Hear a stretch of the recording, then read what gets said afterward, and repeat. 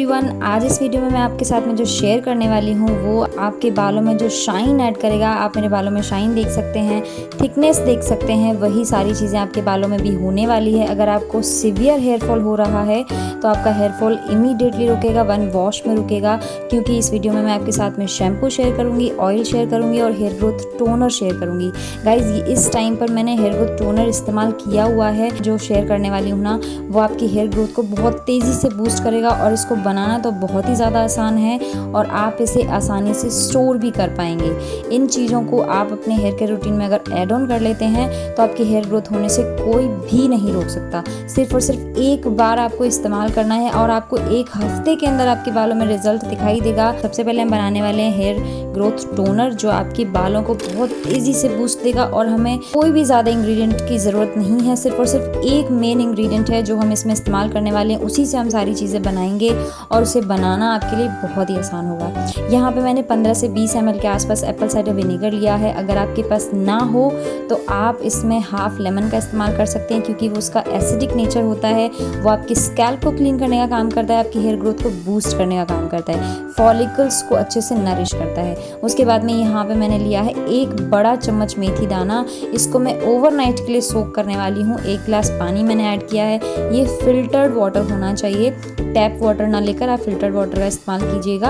1 गिलास के आसपास मैंने इसमें पानी डाल दिया है। ओवरनाइट के लिए सोक करने के लिए इसको छोड़ दिया था। सुबह मॉर्निंग में आप देखिए इस तरह से पानी हो चुका है, बिल्कुल येलो पानी हो जाएगा। जो मेथी के जितने भी गुण हैं, सारी गुडनेस इस पानी में आ जाएंगी। क्योंकि हमने इसमें एप्पल साइडर विनेगर डाला था तो इसकी जो पानी के गुण हैं वो डबल हो चुके हैं। क्योंकि जो एप्पल साइडर विनेगर होता है वो आपकी स्कैल्प को बहुत अच्छे से क्लीन करने का काम करता है, आपके डैंड्रफ को रिड्यूस करता है, हेयर फॉल में बहुत अच्छे से काम करता है और आपके बालों में चमक ऐड करता है। एप्पल साइडर विनेगर का जो इस्तेमाल किया है और जो मेथी का इस्तेमाल किया है, तो ये जो पावरफुल टॉनिक आपके बालों के लिए रेडी हुआ है ना, ये जो क्या कमाल करेगा आपके बालों में, आप इसे देखकर हैरान हो जाएंगे।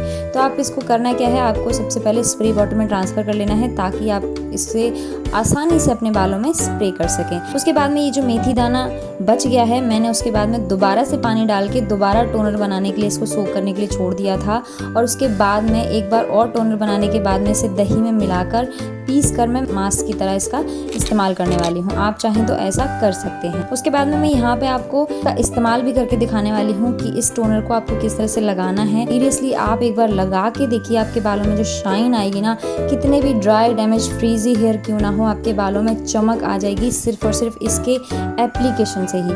आपको टोनर के एप्लीकेशन करने के बाद ही आपके बालों में फ़र्क दिखने लगेगा। तो उसके बाद में आप इसका इस तरह से एप्लीकेशन कीजिए जिस तरह से आप वीडियो में देख रहे हैं। इसको आप कभी भी अप्लाई कर सकते हैं, लेकिन हमने एप्पल साइडर विनेगर का इस्तेमाल किया है तो आपको हेयर वॉश करने से पहले ही इस्तेमाल करना होगा। एप्पल साइडर विनेगर होता है, उसकी थोड़ी सी स्मेल आती है तो वो आपको शायद बर्दाश्त ना हो, इसलिए आप इसे ऑयलिंग से पहले या हेयर वॉश करने से पहले आप इसको इस्तेमाल कीजिए। मैंने इसको ऑयलिंग करने से पहले इस्तेमाल किया था, मॉर्निंग में इसका इस्तेमाल किया है, इवनिंग में ऑयलिंग की थी, तो उससे पहले मैंने दो से 3 बार इस टोनर का इस्तेमाल अपने बालों में कर लिया था। तो आपको भी इसी तरह से करना है, क्योंकि ये सूख जाता है, पानी है, तो इससे आपको कोई भी प्रॉब्लम नहीं होगी। इसके बाद हम चलते हैं ऑयल का प्रिपरेशन करने के लिए कि आपको किस तरह से ऑयल बनाना है। यहाँ पे मैंने लिया है सेसमे ऑयल, जो मेरे बालों को सूट करता है, इसलिए मैंने सेसमे ऑयल लिया है। और सर्दियाँ भी आ रही हैं तो आप कोकोनट ऑयल जम जाता है, अगर ना ले तो ज़्यादा अच्छा है। चाहें तो आप कोकोनट ऑयल भी ले सकते हैं, सेसमे ऑयल भी ले सकते हैं। उसके बाद में मैंने यहाँ पे फेनुग्रीक का पाउडर डाला है। ये पाउडर मैंने घर में बनाया है, मेथी को पीस के छान करके उसको स्टोर करके रखा हुआ है मैंने, उसी में से 1 चम्मच के मेथी दाने का पाउडर ले रही हूँ। आप भी इस तरह से स्टोर करके रख सकते हैं। अगर आपको इमीडिएट किसी तरह का मास्क एप्लीकेशन करना है तो इस पाउडर का इस्तेमाल कर सकते हैं। उसके बाद में इसको कम से कम 5 मिनट के लिए लो फ्लेम पे पकाना है। उसके बाद देखिए आपको पता कैसे चलेगा, जो मेथी पाउडर है वो थोड़ा सा ब्राउनिश हो जाएगा, उससे पहले ही आपको फ्लेम बंद कर देना है। उसके बाद में आपको ड्राइड करी लीव्स डालना है, फ्रेश नहीं ले सकते हैं, आपको ड्राइड ही लेना है। ड्राई करी पत्ता ही आप लें तो बहुत ज़्यादा अच्छा होगा, ऑयल ख़राब नहीं होता है। गैस बंद करने के बाद में आपको करी लीव्स इसमें डालना है। तो ऑयल ऑलरेडी गर्म है, इसलिए ये जो करी पत्ता है वो अपने आप ही इसमें इन्फ्यूज़ हो जाएगा। उसके बाद में ठंडा होने के बाद में आप इसको अच्छे से स्ट्रेन कर लीजिए। आप देख सकते हैं ऑयल अच्छे से ठंडा हो गया है और बहुत ही अच्छा कलर आया है।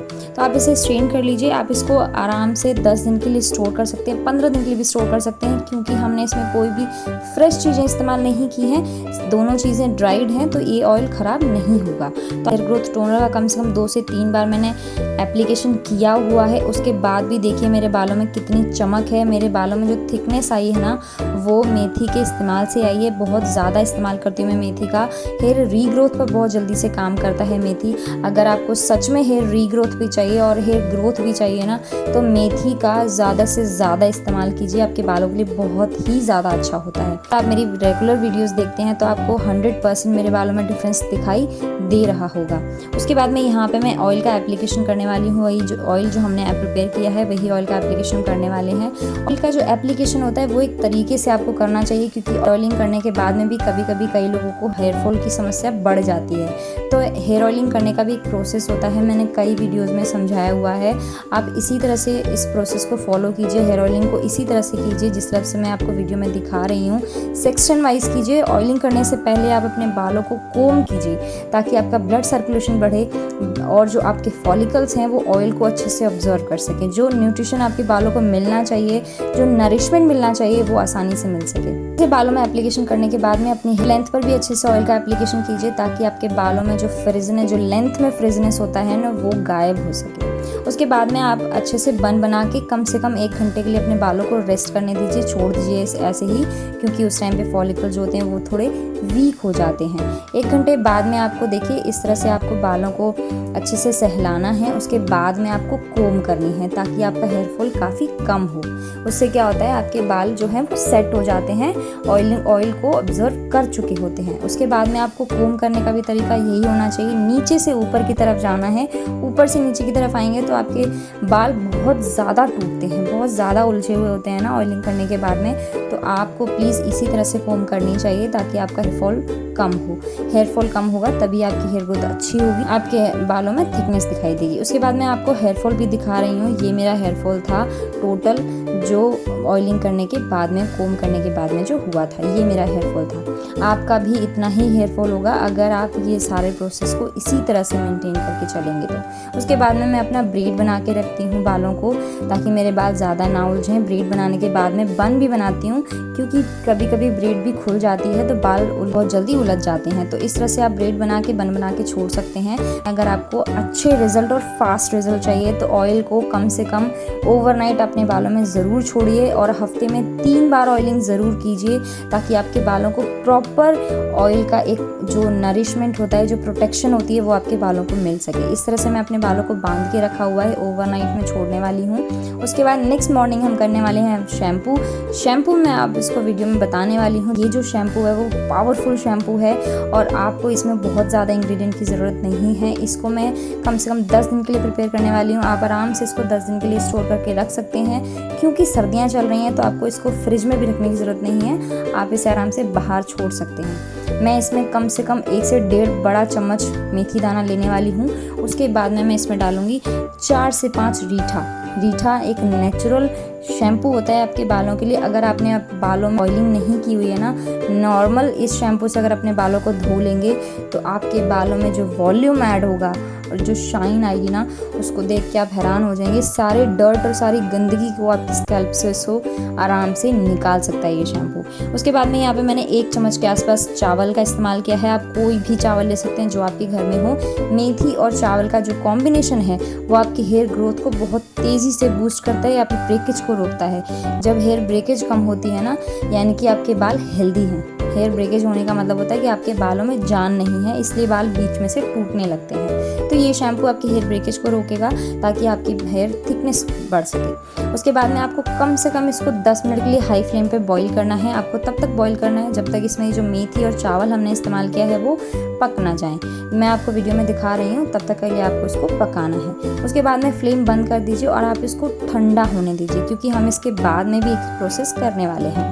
ठंडा होने देने के बाद में आपको क्या करना है, एक ग्राइंडिंग जार लेना है, उसको आपको इस तरह से पीसना है जैसे आप वीडियो में देख रहे हैं। मेरा थोड़ा सा गर्म था, प्लीज़ आपको इसको सेफ्टी के साथ करना है, प्रॉपर ठंडा हो जाए उसके बाद में ही आप इसको ग्राइंड कीजिएगा। ग्राइंड करने के बाद आप देख सकते हैं कितना झाग है इसके अंदर। तो ये झाग रीठा की वजह से आया है और रीठा बिल्कुल प्रॉपर पिस चुका था इसमें, क्योंकि वो जो हमने बॉईल किया था ना, तो रीठा आसानी से इसमें गर्म हो चुका था वो, इसलिए इसमें आसानी से वो पिस गया था। आप इसको अच्छे से स्ट्रेन कर लीजिए। मैंने कम से कम इसको 2 से 3 बार स्ट्रेन किया था, ताकि जब आप हेयर वॉश करें तो हेयर वॉश करने पे जो मेथी और हमने रीठा वगैरह का जो इस्तेमाल किया है वो आपके बालों में ना फंसे। इसको इस तरह से स्ट्रेन कर लीजिए। स्ट्रेन करने के बाद में किसी भी एयर टाइट कंटेनर में, मेरा ऑयल की शीशी थी वो खाली हो गई थी, उसी में मैंने इसको स्टोर करके रखा है। कम से कम 10 दिन के लिए इसको स्टोर करके रख सकते हैं कि बालों में कमाल का गजब का रिजल्ट दिखाएगा। आप इसे ज़रूर एक बार ज़रूर इस्तेमाल कीजिएगा, क्योंकि सिर्फ इसे एक बार बनाना है और 10 दिन के लिए आप आराम से इसे स्टोर करके रख सकते हैं। हफ्ते में 3 बार ऑयलिंग करेंगे और 3 बार ही हेयर वॉश करेंगे।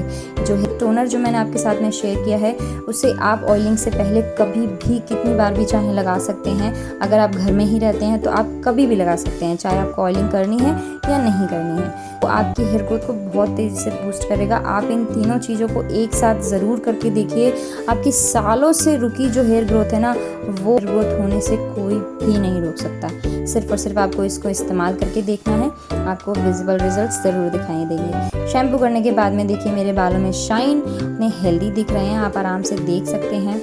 वीडियो में जो मैंने आपके साथ में 3 चीज़ें शेयर की हैं वो काफ़ी पावरफुल हैं आपके बालों के लिए। मेथी बहुत ही ज़्यादा अच्छा होता है आपके बालों के लिए, तो प्लीज़ एक बार ज़रूर बनाइएगा।